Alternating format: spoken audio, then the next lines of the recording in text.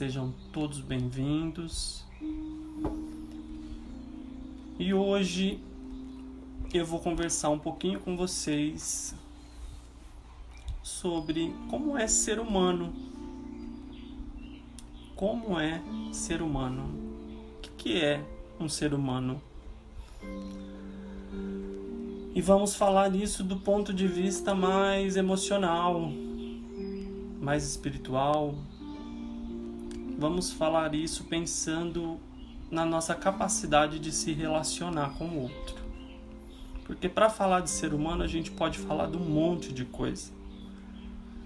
É o organismo mais complexo da Terra. Para a gente existir, tem um monte de sistema dentro do nosso corpo funcionando paralelamente, com vontade própria. Nosso corpo tem o nosso espírito, tem o nosso perispírito. Tem muitos fatores e muitas coisas que a gente poderia falar sobre esse ser tão interessante, tão instigante. A vida, de onde vem a vida, para onde nós vamos, de onde nós viemos. Tem tanta coisa para a gente pensar. Mas hoje a gente vai falar sobre as nossas relações, sobre as nossas capacidades de se relacionar. Mas antes, eu vou contar uma história do que é ser um ser humano. E aí cada um vai se vendo, vai pensando sobre si dentro desse processo. O ser humano, quando vem ao mundo, ele vem pequenininho, ele nasce tão frágil, tão delicado, e somos um ser que precisamos totalmente da proteção de um outro ser, para que a gente sobreviva. O ser humano não tem a habilidade de nascer nesse mundo e sair se virando. Se a gente não receber todos os cuidados, se um bebê não receber todos os cuidados necessários, ele morre. Morre de frio, morre de fome, morre fácil, né? Desencarna fácil. E quando a gente vem para o mundo, a nossa mente, quando a gente encarna, né, essa individualidade atual, ela também nasce. Nasce uma nova vida, nasce uma nova personalidade, nasce toda uma possibilidade de experiências de novo, né? Temos uma nova chance, é como se a gente recebesse uma nova chance quando a gente chega aqui. E Deus é tão maravilhoso que Ele não faz isso só fisicamente, Ele também faz isso mentalmente com a gente. Então, no momento que a gente encarna, a gente está zerado para desenvolver novas formas de pensar, novas formas de se relacionar. E a mente, ela nasce junto com o corpo. O espírito não. O espírito é eterno. E trazemos em alguma instância da nossa mente, mas, né, essa conexão espiritual e essas lembranças de tudo que a gente viveu. Mas quando a gente encarna, a gente está numa nova mente, num novo corpo. E essa mente, assim como o corpo, ele está começando, ele também é frágil, ela também é pequenininha. E ela também vai se desenvolver do zero. E como que ela se desenvolve nos primeiros dias, nas primeiras semanas da nossa vida? Como que será que a gente, quando era um bebezinho, recém-nascido, começou a perceber que a gente estava num mundo, que a gente estava sob os cuidados de alguém? Nessa hora e nessa época, nós não temos o raciocínio, nós ainda não temos a capacidade de entender as coisas. Então a gente vai percebendo esse mundo, estabelecendo essa relação com esse corpo e estabelecendo essa relação com o que está em volta de nós, com o ambiente que a gente está, com a pessoa que cuida de nós. Mas será que a gente sabe que é uma pessoa, que era nossa mãe, o nosso pai, ou a pessoa que cuidou de nós, que fez essa função? Será que a gente já sabia que aquilo era um outro e que não era a gente mesmo? No começo, a gente acha que não. né? No começo é tudo a mesma coisa. Pelo menos nos primeiros meses, todas essas sensações que a gente vai vivendo enquanto bebê, enquanto uma mente primitiva, é tudo como se fosse uma coisa só. Não tem separação. O ser humano ele não consegue, num primeiro momento, saber que ele é um ser e que aquilo que está fora dele é outro ser. Então ele está lá, a mente está se desenvolvendo através das percepções e ele sente fome, aquilo faz ele sofrer. Ele sente frio e aquela sensação coloca ele em sofrimento. O sofrimento que, com o tempo, vai acontecendo de novo, daqui a pouco está com fome de novo, daqui a pouco está com calor, está com frio. E aí ele vai experimentando essas sensações. E ao mesmo tempo ele também vai experimentando a sensação de um ser que se aproxima e o alimenta e tira ele do sofrimento da fome, coloca roupinha e tira ele do sofrimento do frio. E assim a gente vai estabelecendo uma relação com essas sensações, porque como a gente não sabe que isso é uma outra pessoa, a gente vai estabelecendo uma relação de sensações. E é só com o passar dos meses, né, os estudiosos da mente, da psicanálise, entendem que é ali pelo 6º mês, mais ou menos, que o serzinho vai começando a entender que ele não é uma coisa só, que existe um outro. Né? E esse entender, ele é muito assim, não é racional, ele é inconsciente, ele é através da sensação, mas ele vai percebendo que existe ele e existe um outro.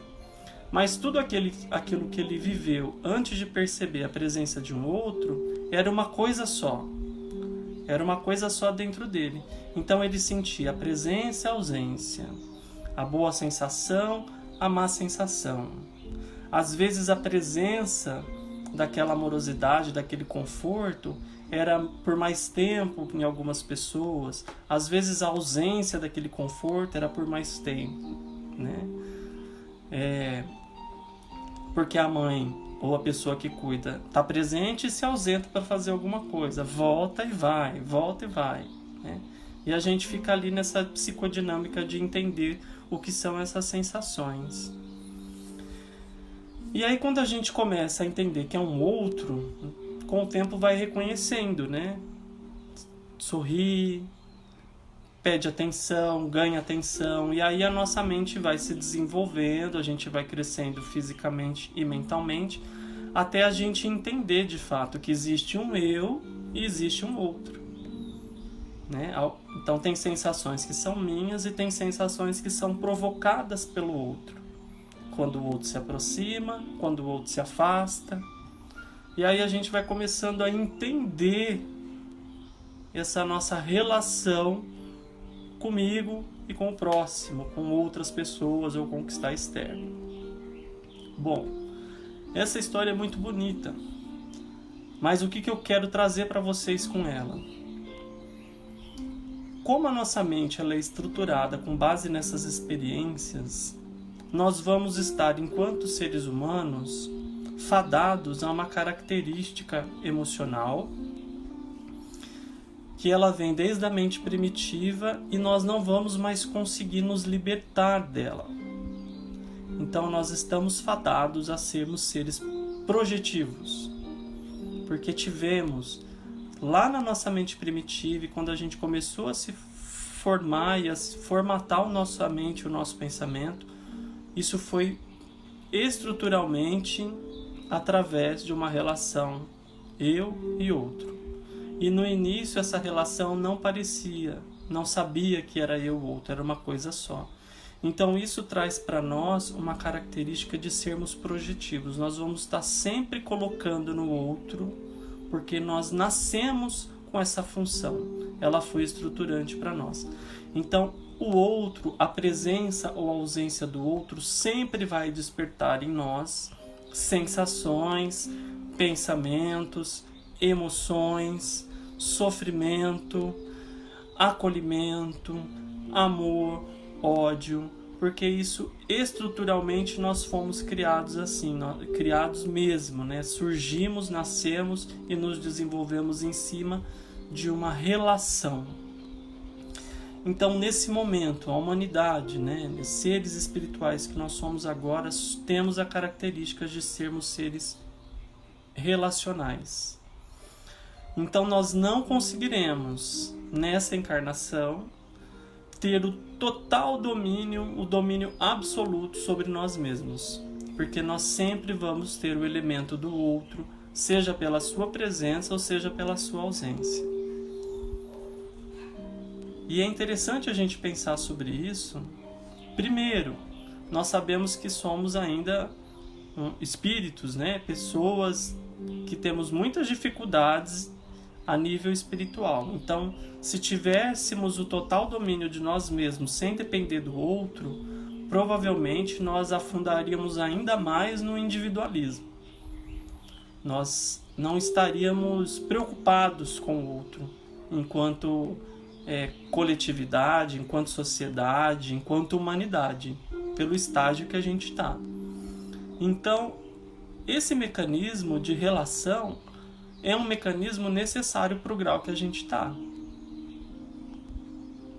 E aí, quando a gente pensa nisso, a gente precisa descobrir como que esse objeto, né, essa relação com os outros influencia e como é o funcionamento disso na dinâmica da gente existir. Não podemos negar o outro e o fato de que colocamos nossos sentimentos, emoções na mão do outro, porque isso é automático. Mas como que isso influencia no nosso pensamento e na nossa dinâmica de existir? Essa é a nossa busca e compõe um elemento muito importante da nossa reforma íntima. Então a gente precisa entender e precisa aos poucos tentar pegar as rédeas da nossa situação, do nosso eu. Nós não vamos conseguir fazer isso 100%, mas nós precisamos nos educar nesse processo, porque alguns de nós nos tornamos muito projetivos ao ponto de ter uma cegueira emocional, de ter uma cegueira espiritual. E aí a gente começa a achar que tudo é culpa ou em razão da forma como as pessoas agem, da forma como as pessoas sentem, e a gente se perde nesse processo emocional e esquece de avaliar aquilo que compete a nós, nesse processo que é íntimo, né? Então, o outro não pode ter o controle das suas emoções. O que o outro fala não pode te tirar do sério ou te desestruturar tão rapidamente. Você precisa estabelecer filtros, você precisa estabelecer mecanismos para pensar nessa influência e conseguir educar ela para sentir emoções mais saudáveis, mais tranquilas, né? mais coerentes com a sua forma de pensar e a sua forma de existir. Por isso que Jesus, né? Por isso que Deus, através dos seus avatares, através dos espíritos de luz, e Jesus falava tanto sobre perdão, sobre o próximo, sobre amar ao próximo, porque nessa estrutura de relação nós precisamos exercer muito o perdão e o entendimento das limitações do outro, das minhas próprias limitações, do que o outro tem a oferecer. Perdoar tem a ver com avaliar as expectativas que eu coloco em cima das pessoas. Tem a ver com as expectativas que as pessoas não corresponderam ao que eu queria que elas fizessem, e por isso elas me magoaram, elas me machucaram. Muitas vezes porque eu achei que elas deviam fazer algo e elas não fizeram.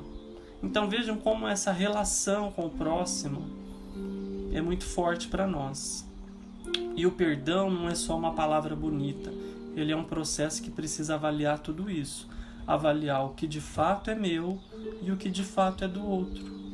E quando a gente entende esse processo, consegue entender que o outro errou porque era um atributo dele, uma falha dele, uma ausência de qualidade que ele tem, que não tem a ver comigo, eu consigo perdoar, porque fica claro, fica evidente de que ele precisa de perdão, de que ele precisa de ajuda. Então, por isso que é tão importante a gente pensar em nós desse ponto de vista da relação, né? E eu quis trazer para vocês um pouco. E obrigado pela presença de vocês. Sintam muito, muito carinho. Um beijo psíquico. Espero que vocês tenham gostado, viu? Então tá. Qualquer coisa, gente, entre em contato. Manda uma mensagem. Quem sabe logo, logo a gente tá se abraçando por aí. Um beijo. Fiquem com Deus. Tchau.